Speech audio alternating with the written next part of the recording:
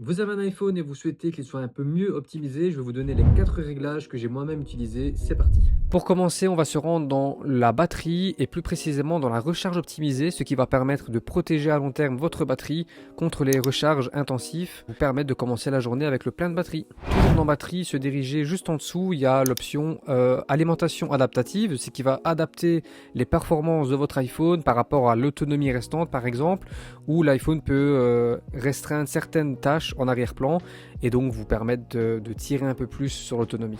Ensuite, l'autre réglage se situera dans Face ID où il y a un petit réglage à activer, vous verrez.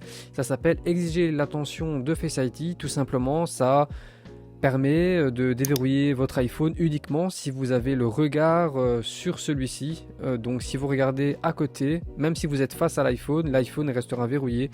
C'est une petite sécurité en plus. Moi personnellement je l'ai activé, je vous conseille de l'activer.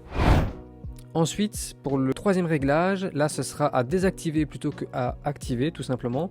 C'est ce qu'on appelle toujours à l'écran, c'est le Always On Display de chez Apple. Ça consomme quand même de l'énergie, donc moi je vous conseille de le désactiver si vous voulez gagner un peu plus d'autonomie.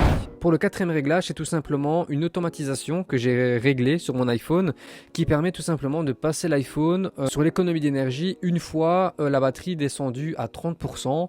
La particularité de ce réglage, c'est que vous pouvez adapter le pourcentage voulu. Donc vous pouvez mettre 20%, 15%, 10% et autres. Donc voilà, c'est un petit réglage supplémentaire que j'ai choisi de vous partager. Donc voilà, c'est tout pour ces petits réglages. Oui, j'ai pris la caméra en main libre parce que j'étais occupé à autre chose sur le côté. N'hésitez pas à me dire ce que vous en avez pensé en commentaire. N'hésitez pas à laisser un j'aime, ça fait toujours plaisir. À partager en masse, ça aussi ça fait plaisir. Ça peut vraiment m'aider à toucher d'autres personnes. Sur ce, on se dit à bientôt pour une prochaine vidéo. Portez-vous bien. Salut.